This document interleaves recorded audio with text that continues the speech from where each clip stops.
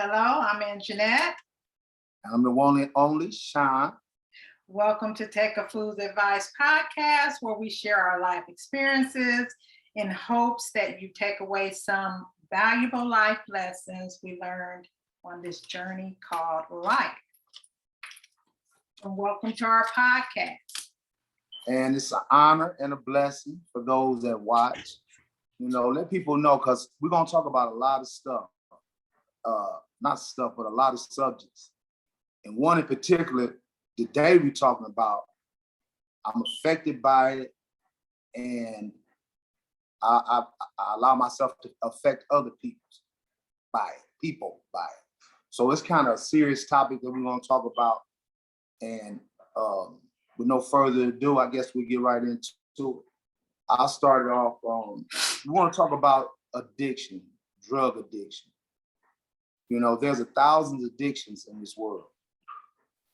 But the center of addiction is something that you have no control over, that you constantly go against your will to do. And believe it or not, there are a lot of drugs that will make you do that. I am living proof.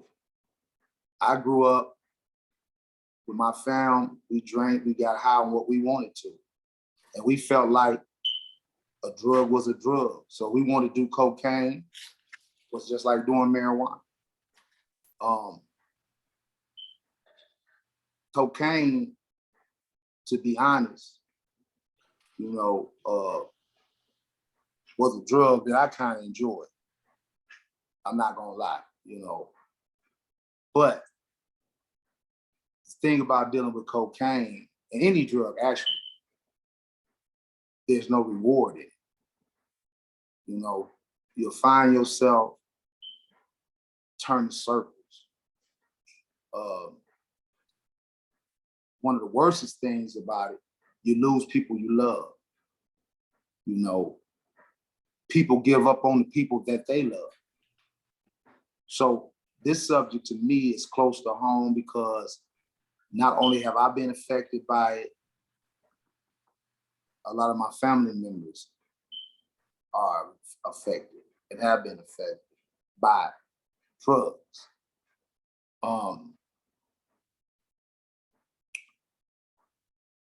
For those who have a drug problem, my best advice is to go to rehab. And I'm gonna tell you why I say that. When I first got out of prison, this is how stupid I was. Very, very stupid. Been in prison 20 years, come home and act like I couldn't stop smoking weed. And the crazy part about it, I was so upset. They made me go to rehab twice because I wouldn't stop smoking weed. And when I got in rehab, I showed out. Because I felt like I'm not no addict, I'm not no junkie. Why am I in here? Even the people in there looked at me like that, as far as the guy that was on heroin real bad or cocaine, crack, whatever. Yeah, man, you just got in here for weed. But I thought about it. I'm so dumb that these people telling me I can't get off parole after being in prison for 20 years because I won't stop smoking weed. So I really got a problem. I tried everything. I bought fake Whizzonators, and that's illegal. And if you get caught with them, you'll get a case. I went that far to try to beat them. Almost got caught, but it was my last one. Now, I didn't know how to work it. And the guy said, go ahead, don't come back. But long story short, I went to prison again in 2017, 18, 19, after doing 20 years for drugs and guns. 50 some years old as of now. I got out of prison, I believe I was 51, going on 51. And the crazy part about it is, when I went to prison again, that's when it really hit me. It also hit me about rehab. I really could have got something out of that as I thought about it. But I didn't think I had a problem. And that's the first thing you got to do with addiction. You got to tell yourself you got a problem. And I mean, you ain't necessarily got to admit it to nobody else, but if you can be real with yourself and say you got a problem, then that's the first start. You know, it's nothing to be ashamed about.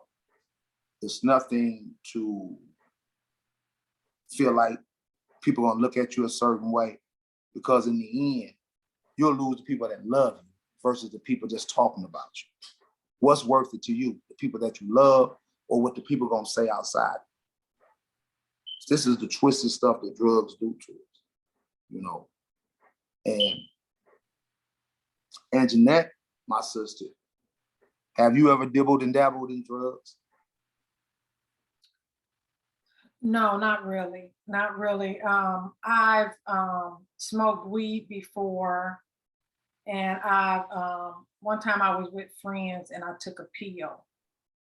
I think it was called a pink elephant or something like that. You talking about a Molly? It was called a pink elephant. The amount one of them. Yeah, I don't know. You popped a Molly? Wow. Yeah. What did it do to you? Nothing. It didn't do nothing. A matter of fact, I was at a game at DAC, Danville Area Community College, and a girlfriend of mine had a bag of it. And she just gave us each one, and I took it. I took the pill, but I didn't feel no different. I don't think. Who knows how I really was acting? You know what I'm saying? Right. It's crazy. Sorry about that. It's crazy you said that, because when I came home from prison, a lot of people, as far as street people, had love for me, so to speak. Admiration, what you want to call it. So I had a lot of drugs in my possession. And once again, I had a lot of heroin. Never tried heroin in my life. On parole too, y'all. I said, man, I ain't got nothing to do. I'm bored. Let me try this stuff. And I tried. I did a little bit. Didn't feel nothing. I did a little bit more. Didn't feel nothing. I waited too. I was scared. I poured the whole bag, snorted the whole bag. When I snorted the whole bag, all I could do was lay in my bed. I was froze, but it was a good feeling. And this was the odd thing about that drug for me. I never said that about any drug. It felt too good for me to do it. You get what I'm saying? I knew I would be addicted to it. And God saved me from that monster. But I tried ecstasy too. I got a couple friends, they're younger than me, and man, I'm gonna give you the Molly woo, man, it's gonna make you do this, that, and the other. Some old bitter stuff, it's like yellowish bitter stuff. I ate the stuff and didn't feel nothing. I didn't know if I took anything. I wasn't high. You know what I'm saying? They were. That's so weird too, how some, I guess it just be the grace of God, but that's another thing too. Just like when I took that pill, I didn't feel nothing. And I probably was about 14, but it probably would have took a lot more for me to get high than the average person, which means that I probably would have been someone that I had to have more of it than most people would have. Maybe you know what I think? I think we such upbeat people, and that's what that drug is supposed to do, kind of liven you up. I guess we already on that level, so to speak, to where the tolerance of our character, of how we are, meaning that we're not really depressed people. And Molly supposed to make you happy, this and another. That's probably why we didn't notice it. Seriously. That's the only thing I can come up with, you know. But like you said, maybe it wasn't enough. We didn't take enough. But even not to take enough, to take it for the first time, meaning that your body right is already on that level. But that's a good thing. Right. Because just like that happened, what if we had a bad experience? What if I would have went crazy that first time? What if I would have lost my mind that first time at 14? Right. It could have ruined my life forever. So that wasn't a smart decision. I wouldn't do it again. But even on the other side of that, what drug does to your family. You know, somehow we think that it's just uh, the drug addict affected. It breaks your family heart. Like seriously, it'll cause your family to the pain you feeling, they feeling as much or more because the drug addict, they can numb theirs for a minute, but for the family, that person is always on your mind. You know what I'm saying? And then sometimes you get so angry with them because you love them so much. It's really all love, but you get so angry with them because some of the stories they come to you with, Man, you know, it makes you so mad, but you really love that person so much. So it affects your family more than you can even realize. right. And I'm gonna tell you, you know, it's such a crazy experience, like you were saying, how you deal with your family. You know, a lot of families have been affected. I just found out Master P daughter died from drug addiction. Minister Farrakhan's son, Louis Farrakhan Jr., was addicted to crack. Dang. And the minister said he would not let him in his house. He said, you know, because, and that's the thing, they'll come up with so many stories. I'm gonna say I mean we do, because I feel like I'm an addict too. I'm not gonna lie, y'all. I like to drink a little bit and I like to smoke my weed. I'm gonna be honest. And that may not be productive to say for people, but that's just how I am. Yet, you know, I realized that in order for me to really get a grasp on me, I have to be clean. Why? Because I allow this drug to make me be who I, you know what I'm saying, feel the way I want to feel. And that's one outside of you. And you know, I'm just keeping it real, but And family and loved ones, it's tough. When they say tough love, it is tough love. Saying no is tough because when you say no, you really thinking, what if they go out there and kill themselves? Or what if they go out there and do something bad and I can give them this $20 or I can get them a room for the night. It's cold outside. I don't want them outside. So you saying no after you walk away from that person or hang up that phone, you probably gonna be in tears too because that no really did hurt you. Now let's go on the flip side. Just like they con wise on that, on like that, or we con wise or whatever. There's a dangerous side to that too. And I found out firsthand. I don't know how many of y'all that know me remember when I got stabbed. I got stabbed because of a drugs transaction. That's how I got stabbed. I went to meet somebody after telling my family that I shouldn't even go out. It's 3, 4 in the morning. I'm pilled. I've been drinking, you know, smoking all. I'm high as a kite. And my mind told me not to do it. But I said, I don't like having these drugs in my house. I'd rather have the money. That was my excuse to do what my mind, well, God was trying to tell me not. So I ended up going to a place, walking up a couple of blocks from where I lived at. That's a lucky thing too, a blessing from God. And I'm on a bike.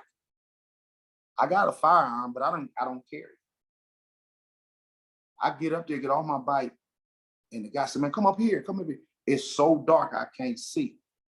And I'm going that way, but I ain't thinking. Then it clicked in. No, come here. And that's when he walked up on me, all right, and stabbed me. I handed him, he stabbed me. I tried to fight, you know, got my hands cut up a little bit, but I had to take off because I was leaking like leaking like a pig. I didn't have no fear about dying. In fact, God told me I wasn't gonna die. That's what I heard in my heart. You're gonna be all right. You gonna be. I remember I told you that. Yeah. I was calm, you know. But the point I'm making is, I learned firsthand underestimating people on drugs. This guy dressed nice. Actually, I did time with him, and he knew me. You know what I'm saying? For him to, to do that sideways stuff, well, that's on him. So that affected him, that affected you, that affected your girlfriend, that affected your sister there. You know what I'm saying? That life affects everybody, even somebody that's selling drugs, even if some of them get killed, some of them go to prison, but then guess what? You got kids that's affected by that. You got mothers that's hurt over that. It's Also, a true circle. Also to add to that, right? And what's so crazy is that I learned the hard way, almost lost my life. The police come to my house, I got drugs in a plate in my room. They go and see it. In fact, I got crack and heroin in a plate. When they come to the hospital, all they want to know who's that guy. They say, we're not narcotics officers. We don't care about that. We're homicide officers. This guy done this. I said, what guy? They were mad at me because I didn't say, I'm not gonna do that. I'm cut a different way. That's my bone. Dog don't give up his bone. That's how I feel. But hopefully he didn't do it to somebody else. Well, the way they was talking, they kind of knew. I guess they questioned some people. They kind of knew who was what and what was what. They just didn't know his name and had no proof on it. But somebody supposedly got stabbed and killed by this guy. I don't know. That's terrible.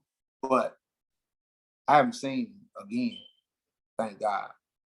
But that's one of the ways. And mind you, selling drugs, usually you're drinking and getting high because you got a pocket full of money, you're riding good doing this. But you got to never underestimate somebody getting high. I've got burnt like this. Sean, well, why do we as a society, we root for drug dealers like they're take Ghost on Power or BMX. Huh? BMX or Nino Brown. We root for them because a lot of times most of the big dope dealers, they come from poverty, they come from hard times, and it's like you want to see the underdog on top, but at the same time, they're killing people, they're hurting families, separating families, destroying children. So, I mean, society is a problem. Well, it's just like, why do I like gangster movies? Those are my favorite movies. I think each one of us have inside of us that which we long to see or watch within us. We kind of feel like, hey, I don't know, we try to, how you say it, vicariously live through someone else's happiness or what they doing, especially if we connected to them. I know a lot of family have big drug dealers in their family, and they walked around like they was princes and kings. They drove good cars and all this type of stuff. But I think it's just deep within us all, we understand, but we know it's not right. And we know gotta teach the ones behind us that's the heroes that they see in the especially in the ghetto, the hood. We got to teach them that's not the way to go. Use your brain, use your mind, go to school. Most drug dealers don't preach to be like them. I've never met one to tell kids, because I've heard kids say, just like on TV, I want to be just like you. Say, no, you're going to be better than me. And they'll be saying that. But even as parents, not the drug, even as parents, we have to stress entrepreneurship, education, even in the ghetto when it seems hopeless. We got to stress that. We got to stress that. But see, we know the problem. You're not going to be able to stop the drug dealers. You might as well get up off of that. Why? because for one, and for me, it's an addiction as well. You literally get addicted to the money. You literally get addicted to the lifestyle. And it's just as high as it's a high as you doing the drug. But how many drug dealers that was on top of their game got life in prison? They wish they wish they could have. I know somebody 3 strikes. I know a few people. I know people got lost their life. Yeah. So you mean you sitting in jail? You went in your 20s and you got life for drugs, and you'll never see outside again. I know they saying it was not worth it.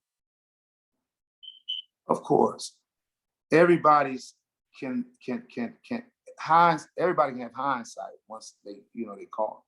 If people, some people are sincerely sorry, and most sorry that they got caught. You know what I'm saying? Because I know guys tell you going back. Matter of fact, the guy I went to jail with, he said, man, I heard in Mexico, the 8 balls, this, that, and the other. I'll be in Mexico. That's what he said. And that's what he do. He told me he got shot. Listen, he got shot in the head. He'd have been beat almost looking like Martin. Remember Martin fought Tommy Hearns? Looking like that, literally. And he'll tell you, I didn't think I was going to live this long. And he sell dope all day long, 24/7.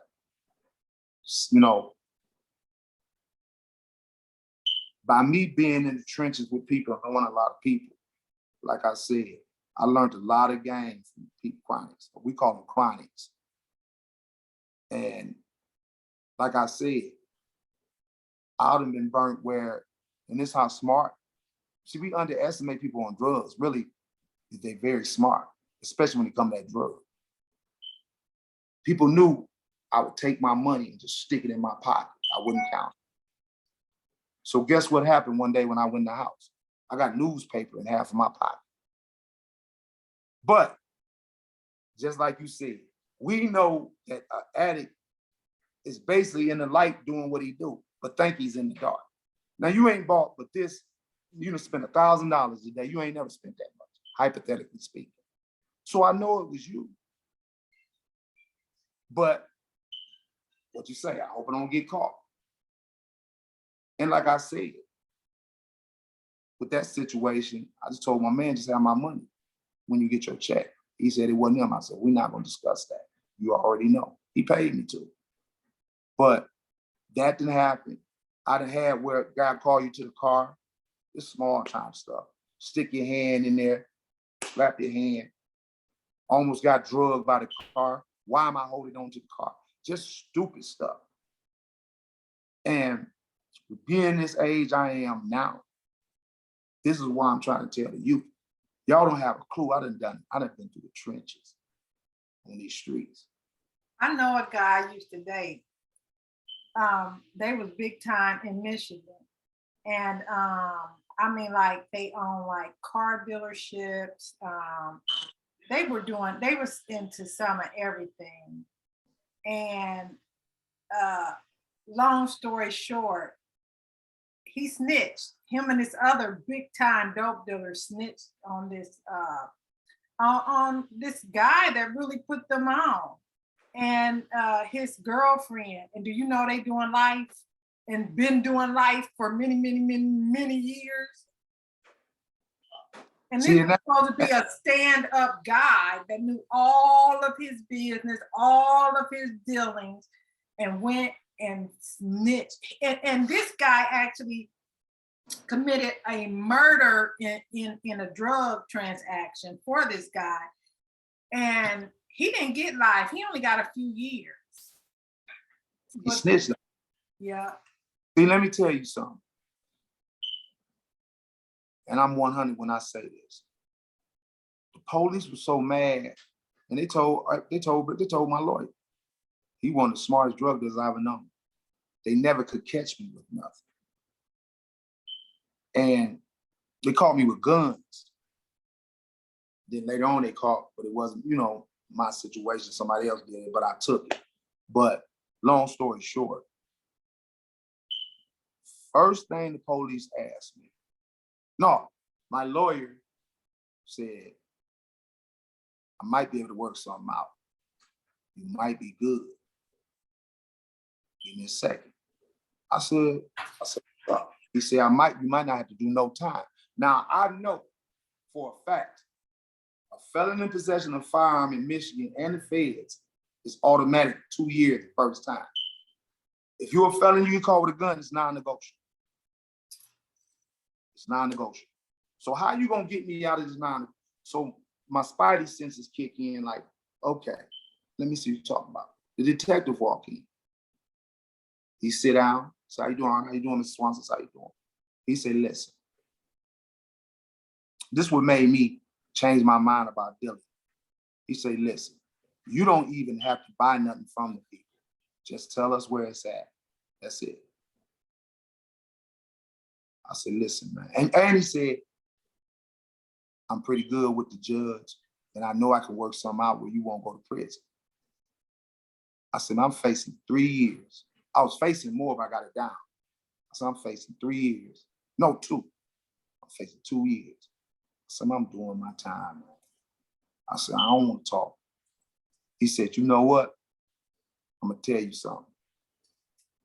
He said, a lot of people, he said, very few people don't come in here and take it, but it's all about what you get caught with. That's what he said. So basically he's saying, if he had called me with 50,000 keys, my mind would be a little different. You get what I'm saying? If he would have did what? But he said, people, depending on how a person gets caught, is going to dictate how they take it. So in other words, if I'd have got caught with a lot of drugs and I was facing significant time, he basically saying, he didn't say I would do that, but people usually break down and tell. But real talk for me, and God, I'm knocking on wood, God forbid that they didn't catch me with 100 keys, I would never tell. Because I got to look myself in the mirror, knowing that I did this. I got this stuff, doing what I do. My man's them eating, they eating, and we've been solid. Hopefully it makes sure my family's straight, and most of them don't. Hopefully they send me something while I'm in prison. Most of them don't. But they cool.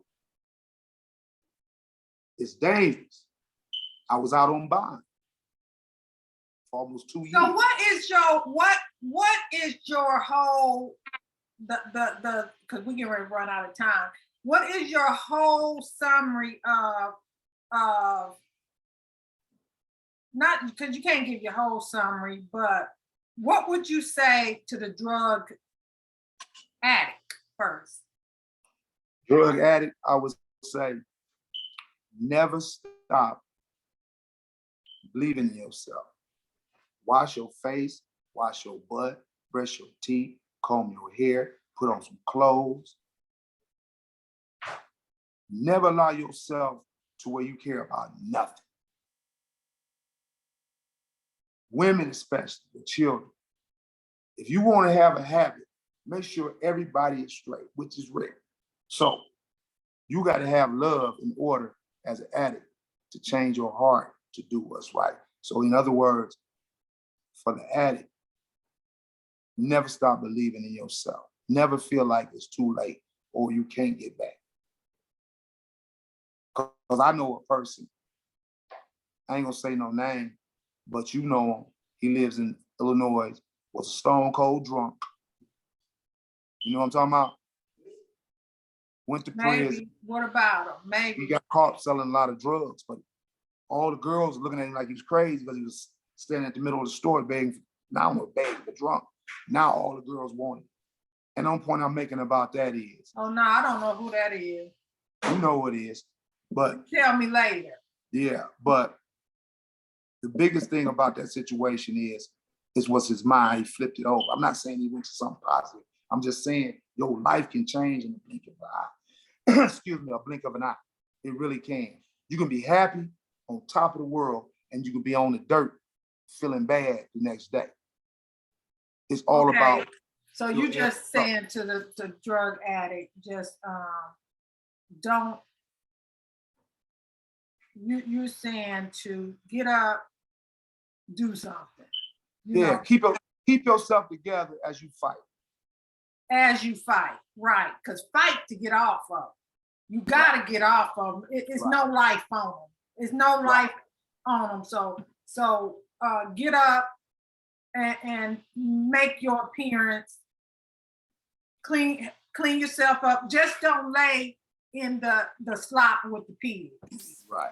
And the reason why I'm gonna say it's imperative and significant, that first part, what I said, because an addict loses themselves first, meaning that they lose all senses of love with their family, their kids. And that's why I say it's important that you never give up on yourself, because you got to start believing in yourself. That's the only way to get up out the water. If you never believe what do you say to the drug dealer? To the drug dealer, I'm gonna say this.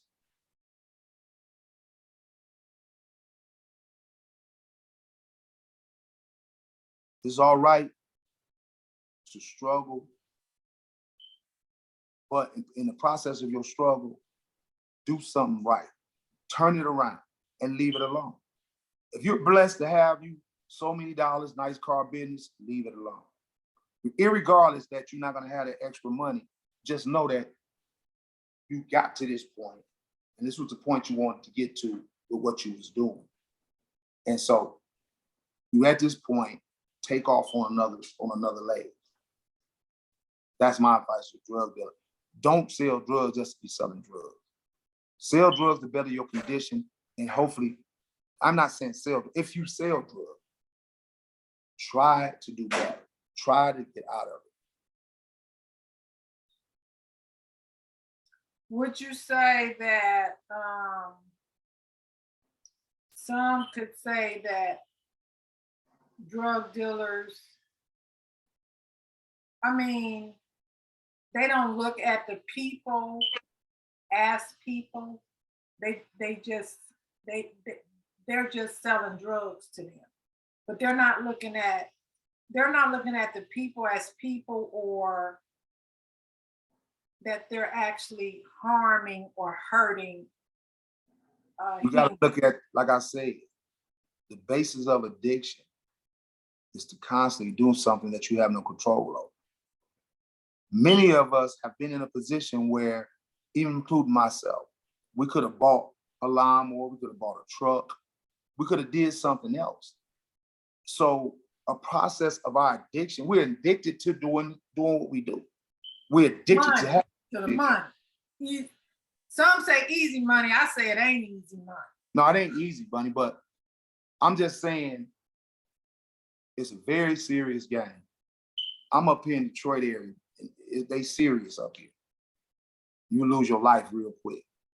And you won't even see it coming. But the biggest thing is, like I said, caring about the person that's buying your drugs. You don't care about, all you see is money. You don't even see their face. I'm gonna tell you something. I can drive up in my car to somebody's house that wants something, and you can see them light up. But they don't see me. They're not seeing me. They seeing that drug. My drug is here. You get what I'm saying? And the reason why I know that, I could tell, because you get here so quick. Boy, they want something in there. They ain't thinking about me. They're thinking about that drug. So when they see me, they see their drug right down the street. And when I see them, I see dollar bills. I don't want to talk. I want to be friends with my money. So that's where the biggest thing come from, in that both parties are addicted and blind in their own addiction.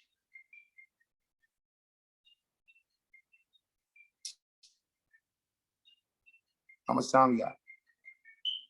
Our time, it says 1 minute and 3 seconds left. Okie dokie. So basically, I'm gonna give a quick fool's advice.